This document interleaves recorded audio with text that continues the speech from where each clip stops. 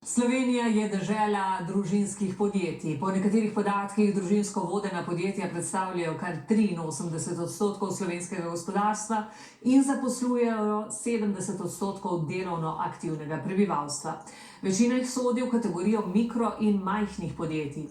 Kateri pa so glavni izzivi, s katerimi se srečujejo, in kaj se s temi podjetji zgodi, ko se ustanovitelji umaknejo in vodenje predajo naslednikom?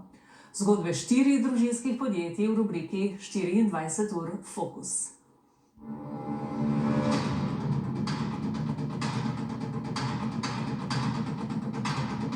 Dvigovanje in premikanje policijskega helikopterja, parne lokomotive, postavljanje podmornice v vojaški muzej Pivka, prevoz 7-tonske smreke iz Kočevskih gozdov na trg Svetega Petra v Vatikan. Pa predstavljanje kipov, kapelic, kozolcev, težke in zahtevne industrijske opreme, strojev, železno-betonskih in jeklenih konstrukcij, gradbenih žerjavov, tudi nosilcev cest in mostov. Vse to že več kot 40 let počnejo v družinskem podjetju Dvig. A začelo se je, se spominja ustanovitelj podjetja Franc Jeraj, ko je kot izšolani avtoklepar doživel hudo nesrečo pri varjenju. Sem bil zelo opečen, No in v kliničnem centru so zdravniki začeli ugotavljati, da ne bom bil sposoben biti rokodelec, in mi je dr. Brčič svetoval, da bi se prekvalificiral v radiomehanika, kar me ni zanimalo, slučajno. Od očeta si je sposodil manjši tovornjak, se posvetil prevozništvu. Obrt je rasla, vozil je od Splita do Nemčije, a dolge vožnje so postajale vse bolj naporne. Sem pa opazil, da strašno spim za volanom. In sem z leti začel ugotavljati, da se mi lahko zgodi hujša nesreča, in sem si predstavljal, da bi mogel z tega iti ven. V Zagrebu na velesejmu pa zagledam avtodvigalno, to bi bilo pa nekaj zanimivo, pa nas tega še ni bilo v Sloveniji.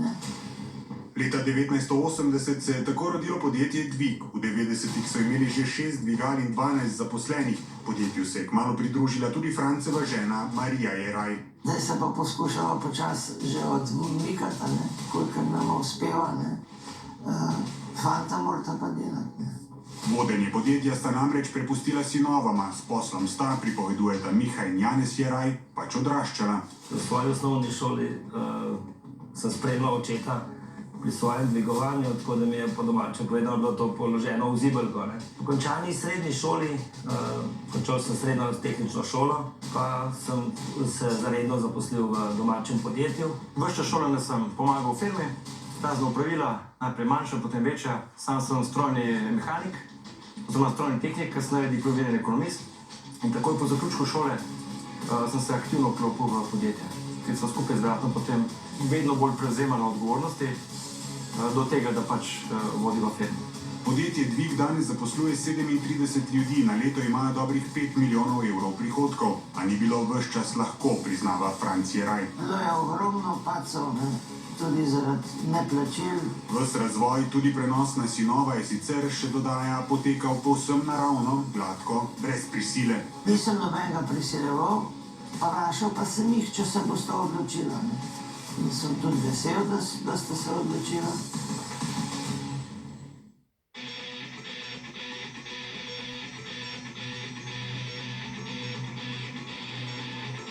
Mladostniško navdušenje nad rock glasbo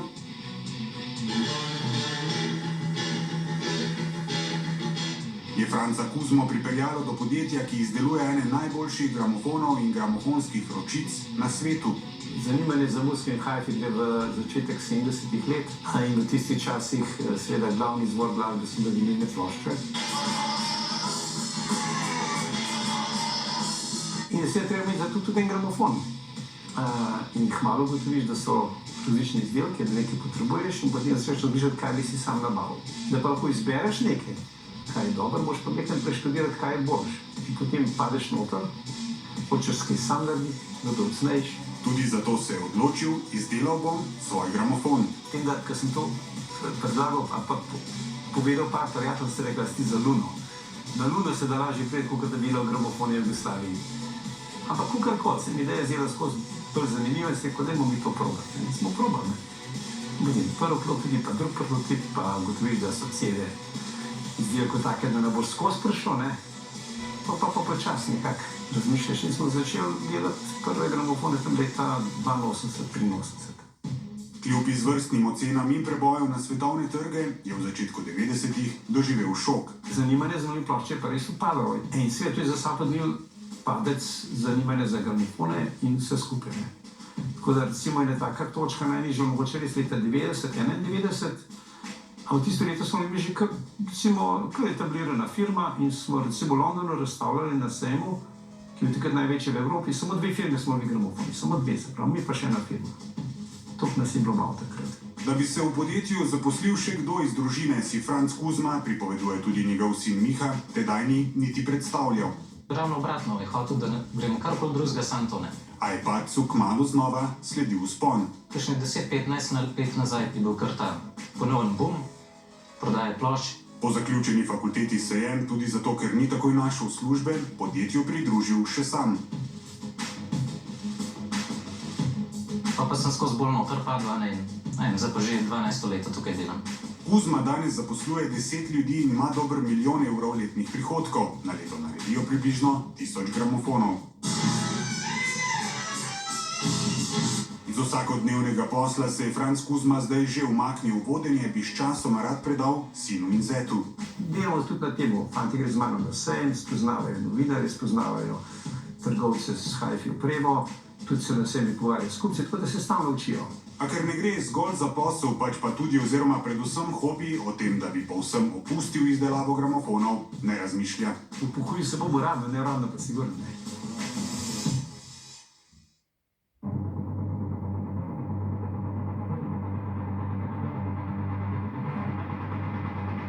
Najrazličnejši zobniki, gonila, sklopke, gredijo si. Vse to že več kot 2 desetletji izdeluje obrtnik Janez Kunaver. To so stvari, ki jih pač delamo in potem, če kakšen kos ostane, kakorkoli, ko stranka pride, ne, ja, kaj pa pri vas delate, potem je najbolj enostavno, če mu pokažeš izdelke, ki jih pač izdeluješ, ne. Začelo se je s tem vrtalnim strojčkom. Ko sem bil v osnovni šoli, mi je oče narisal določene elemente in jaz sem jih takrat naredil. To funkcionira, no, tako, ne, samo zdaj motorčka ni zraven, drugače pač, to je tak, tam moj spomin na prva dela v delavnici. To je pa delavnica, tukaj delamo univerzalno razkalan stroj, to so pa stroji za izdelavo zobnikov, raznih. Z obrtjo je začel že njegov ded leta 1910. Nadaljeval je potem, so njegovi otroci, to je moj oče, pa še en njegov brat. Razdelila sta si tiste stroje, ki so bili takrat v delavnici in potem sta vsak imela svojo obratovalnico. Kot majhen otrok je Janez Kunaver ves čas opazoval očeta med delom v delavnici, zato ni presenetljivo, da je šel po njegovi poti tudi sam.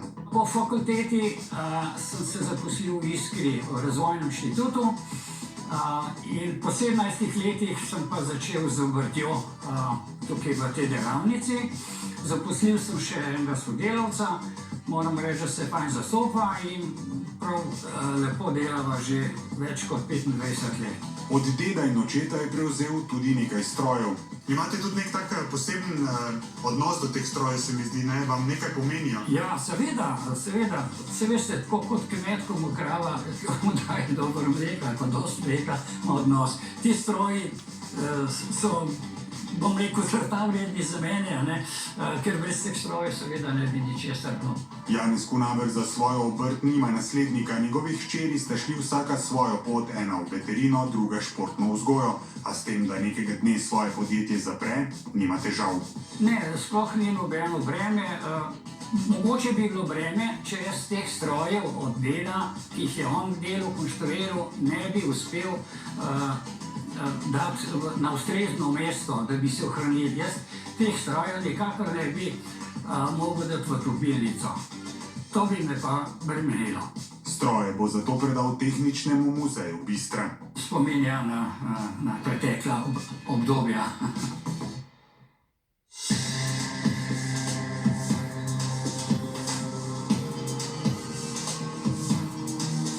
Lotri Lotrič Meroslovje je že 32 let eno vodilnih podjetij v Sloveniji na področju meritev, od kalibracije in overitev tehnic, kalibracije dolžinskih meril, mase, tlaka, temperature, vlage, trdote, sile, meritev na tehničnih pregledih avtomobilov, analize olj in maziv, sestave kovin, emisij do preizkušanja zaščitnih obraznih mask.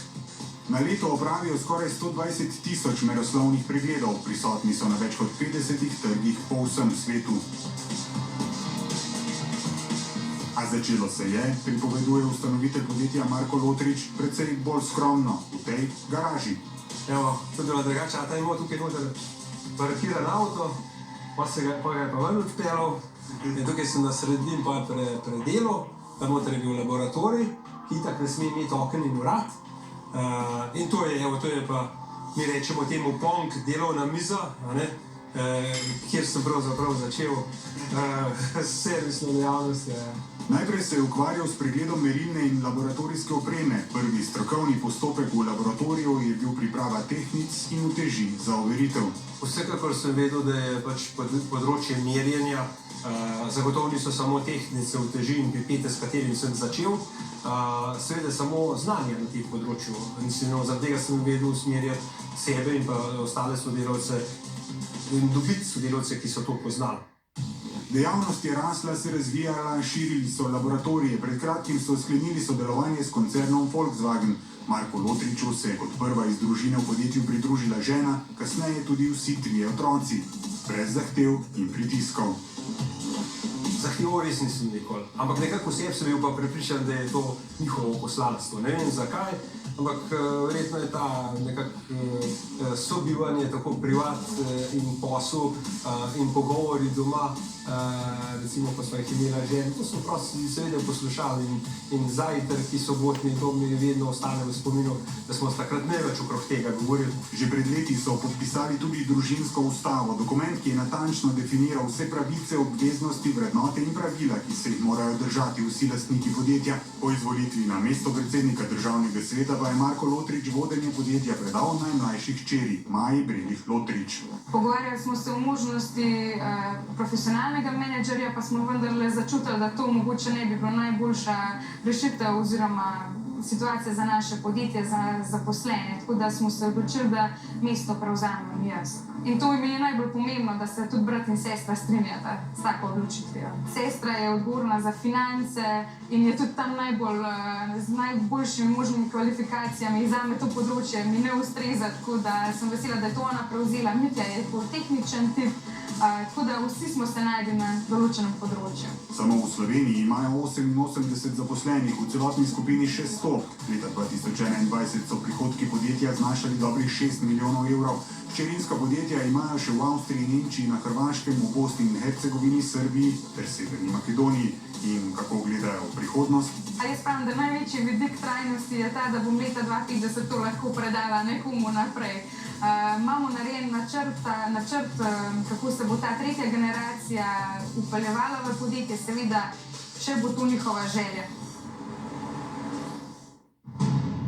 4 družinska podjetja, 4 različne zgodbe. Kot pojasnjuje dr. Bojan Dolar, ki se ukvarja s svetovanjem vodenja in upravljanja družinskim podjetjem in je na to temo tudi doktoriral, je prav vsako medgeneracijsko nasledstvo edinstveno. Prevzemanje vodenja je veliko breme za prevzemnike. Prevzemajo nekaj, kar so starši gradili skozi, recimo temu, večji del svojega aktivnega življenja. Starši se pogosto, predvsem prenosniki, poistovetijo s družinskim podjetjem in ga obravnavajo kot svojega otroka. Sigurno je bil tisti podpis pri notarju najpomembnejši podpis v mojem življenju, poleg poročnega, ampak je to neka odgovornost, ki jo prevzameš, vse sama sem počutila, ne pa kot breme, no to pa ne. Rezultati raziskav kažejo, da je uspešno le vsako tretje prvogeneracijsko nasledstvo. Ob prenosu podjetja na naslednike po nekaterih statistikah propadeta kar 2/3 družinskih, sicer uspešnih podjetij. Vse niti so sicer v rokah prenosnika, pogosto ustanovitelja podjetja, ki ga predajo naslednikom. On je absolutni vladar. Je pa res, da sam ne more narediti ničesar. Prej, ko pride do tega spoznanja, da je potrebno vključevati vse družinske člane, bolje je in za njega in za vse ostale. A to je kar način življenja, veste. Pa tudi konflikti so. Če bi kdo rekel, da jih ni, ni pošten. Vsi udeleženci raziskave so ugotovili, da je šibka veščina prenosnikov komunikacija. Veliko preveč govorijo, premalo poslušajo in veliko premalo sprašujejo. Nikakršnega pritiska, roke so imela proste, delala so lahko, kar so želela, ker sta vedno nadzorovala z odzadjem. Ne za sebi, da jim pod prste legam, rad sem pa informiran. In tako je verjetno v večini družinskih podjetij.